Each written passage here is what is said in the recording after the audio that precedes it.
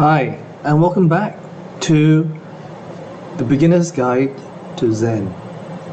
This is the third session, and tonight we'll talk about opening to awareness. In the last two sessions, we introduced Zen practice, learned about the 3-minute breathing space, and counting your breath meditation. So don't worry, if you were not able to attend any of those classes, they're still up on our YouTube channel and Facebook page, and you can find them there. So you can just go back and refresh your memory. So let's remind ourselves of our working definition of meditation. Meditation is the intentional practice to pay attention moment to moment with openness and acceptance, without judgments or expectations. And then the awareness that arises from this we can call mindfulness. So last week we practiced developing our concentration, our ability to pay attention for an extended duration of time, and in this we use the counting our breath meditation. Tonight, however, we're going to practice developing our awareness. So what does this mean? What does awareness mean? Some people call it being able to pay attention moment to moment, or meta-awareness. So this is the quality of awareness in which you notice what is going around you and also inside you. You'll also notice when you become distracted from what you were attentive to. So for example, if you're discussing an important issue with your friend or business partner, and then your mind starts to drift to another meeting that you might have later in the day, you'll notice it pretty quickly, and then return your attention back to the conversation. If you have a well-developed sense of awareness. Maybe if you don't, then you may get lost and caught up in thinking about the meeting later that day for quite a while before you realize, I'm not hearing what my business partner or my friend is saying. So this kind of quality of awareness you can think of as having an awareness of your awareness. Okay? Just being aware of being aware, that kind of thing. For example, we can watch a really engrossing movie which captivates us so much that we've lost our awareness of being in the cinema and its surroundings. We just our whole mind is just in that movie. We don't know what else is going around in the cinema. Or, on the other hand, you may be able to watch that movie with your attention, very attentively, but you also have this background awareness of what's going around in the cinema. Maybe somebody is kind of quietly whispering to their friend, or maybe eating their popcorn a little too noisily. You're aware of that, but you're also aware of this wonderful movie that you're watching. So this background awareness doesn't diminish your appreciation or involvement in the movie. It's just a different quality of awareness. Okay. So Zen Master Sung San taught that we experience 3 states of mind at any time: lost mind, one mind, and clear mind. So, say for example, you are standing at a train station and not thinking of anything in particular, and suddenly there's this loud blast of the train, very loud because you're just next to the engine locomotive. Then you get shocked out of yourself. No self, no world, nothing, just only this big sound of the locomotive whistle blast. So this is kind of we call lost mind, losing your mind, because you're not aware of anything. You just lost your awareness of where you are for that very short moment. Or maybe you haven't eaten for many days, and suddenly somebody gives you some delicious food, and you just like gobble it down without even thinking. You lose yourself in eating. Or maybe you're having an act of sex with your partner, and then there's the good feeling, the absorption in the other person. This is losing your mind. But afterwards, when you stop, then everything, your mind habits, your ego comes back strong as ever. So then your attachments also come back as strong as ever. So this losing your mind is only temporary. But everything else that has been with you returns very quickly. So your desires, your actions, which may cause suffering, they all come back. Then that is losing your mind. One mind. What's one mind? So maybe some people practice reciting a mantra, Om Mani Padme Hum. Om Mani Padme Hum, Om Mani Padme Hum. Whatever is happening in front of him or her, there's only Om Mani Padme Hum. Good things happening, Om Mani Padme Hum. Bad things happening, Om Mani Padme Hum. Whatever this person does, whatever this person sees, there is only Om Mani Padme Hum. This is one mind, very focused concentration. Sometimes we call it samadhi. Okay. So many years ago, one of Zen Master Song San's students got bored of practicing Zen, bored of just sitting and watching his breath, counting his breath.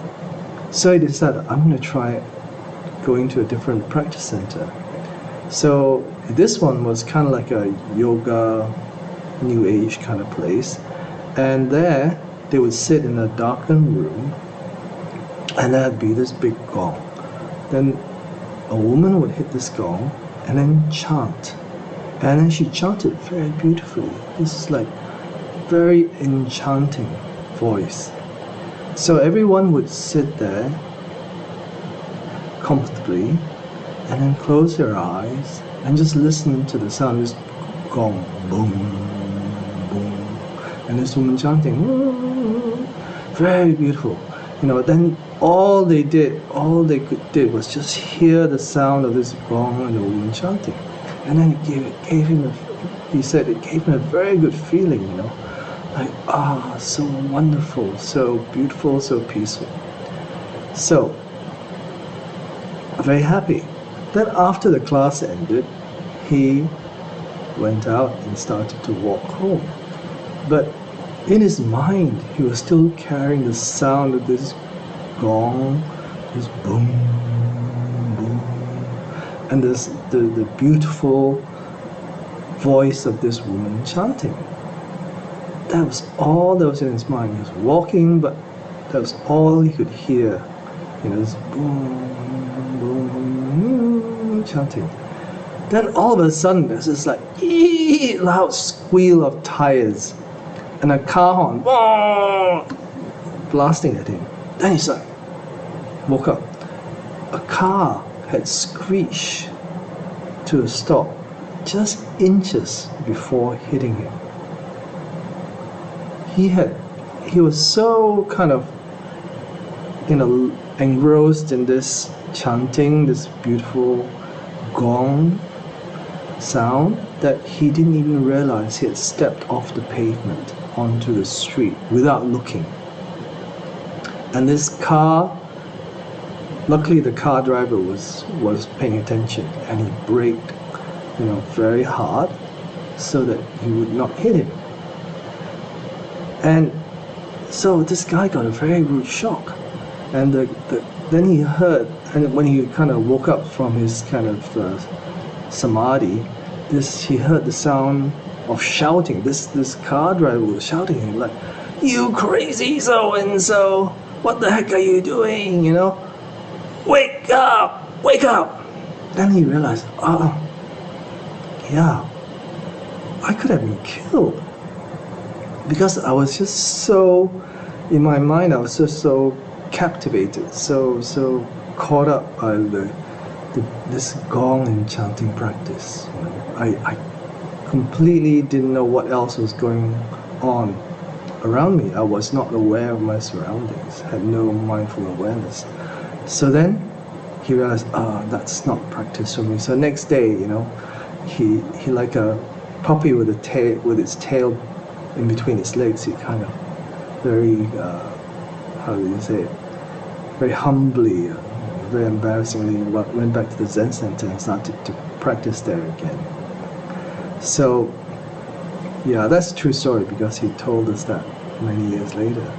Then next we have what we call clear mind. So this is practicing mindful awareness from moment to moment with compassion and with wisdom.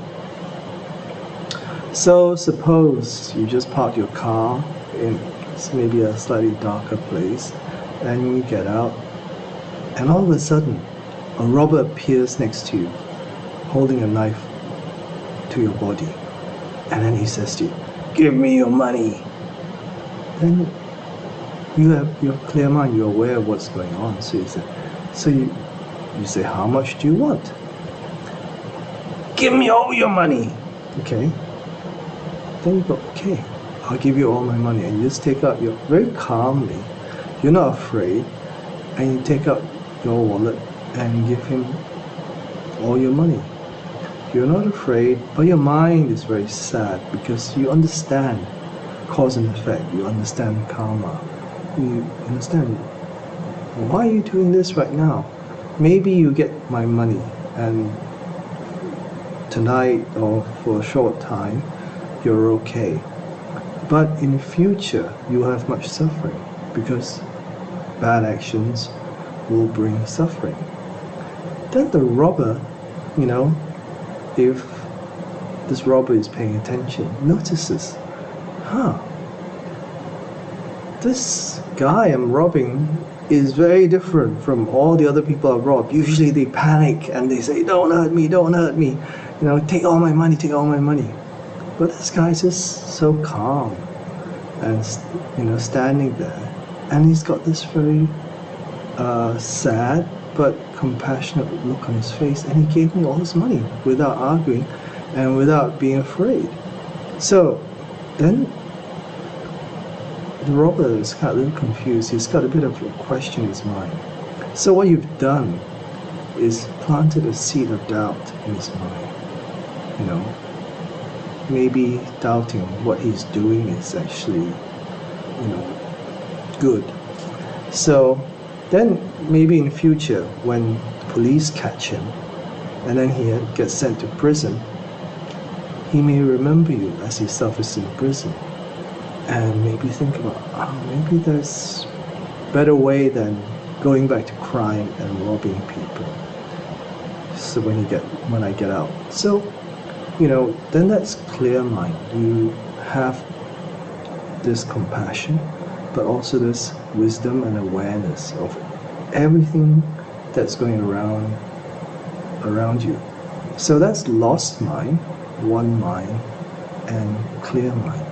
So when you practice, your quality of awareness will improve. So that even when you're not practicing, this awareness of your surroundings, in the literature they call it meta-awareness, you know, which means like big awareness, overall awareness, is actually working in the background even though you're not specifically focusing on it. You know, in America they did some scientific studies of Tibetan monks that had many thousands of hours of meditation, like 30, 40, 50,000 hours of meditation practice. So they put them in this fMRI scanner to scan their brains and check their awareness. And they would ask them to practice and then stop practicing. And they found that, even when they were not practicing, the parts in their brain which were responsible for being aware of everything that's going around was still very active. Whereas in regular people, those areas of the brains would not be so active when they were not practicing awareness meditation. So that was very interesting. So what happened? What it means that as you practice, this awareness that you develop stays with you. So that you're aware, Maybe next time you park in a dark place, before you get out of the car, you'll be aware that there's somebody standing nearby or somebody coming, walking nearby. And then you become more alert, you see. And maybe you don't get out of the car, or maybe you drive away. So that's having awareness of our surroundings, this meta-awareness. Okay? So tonight, let's practice some meditation that can help us develop our awareness. Last week, we practiced this awareness of our breath and then counting our breath. But tonight, we're going to do a slightly different practice. We won't count our breath, and neither will we try to be aware of our breath as an object of meditation. So just sit in meditation without focusing on anything. Let your thoughts, feelings, and emotions come and go without engaging with them. It's like going to a busy airport. You're standing in the departure or arrival lounge, okay? Then you're just watching all the passengers in the planes arriving and departing. You don't engage with any of the passengers, nor get on any of the planes. You just watch and let them come and go of their own accord. So we call this style of meditation shikantaza, which means just sitting. Okay, it's also one Zen style of meditation. So you can think of it as practicing mindfulness without an object of meditation. So let's try doing this for 10 minutes. Find a comfortable but alert posture for yourself. You can shift around. Find a good posture for yourself. Close your eyes. But if you like keeping your eyes open them slightly and gaze downwards. So we're just sitting, not focusing on anything in particular, and then allowing whatever appears in our mind to naturally come and go by themselves, not engaging with them and not getting distracted by them. But if you notice that you've been distracted, then gently let go of your distractions and just return to just sitting. This is also called open awareness or choiceless awareness. So let's try it.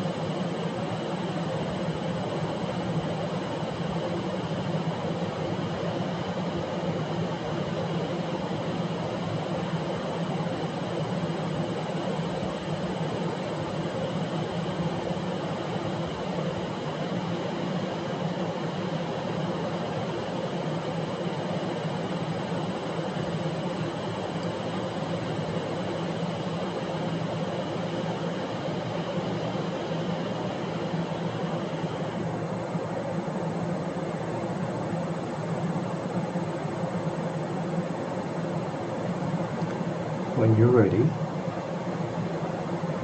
start to open your eyes and bring your awareness back to the room again. So that was open awareness or choiceless awareness meditation. How was that? How did you find it? So if you like, try practicing it 5 minutes a day for the next week, or one of the other meditations like counting your breath, whichever you feel is most suitable for you. But do try to do some practice. So that's it for tonight. Thank you for listening and for your practice. Next week we will discuss practicing with a great question. That's fairly unique to the Zen school of meditation. So look forward to seeing you then, same time on Thursday evening. Take care and see you next time. Bye-bye.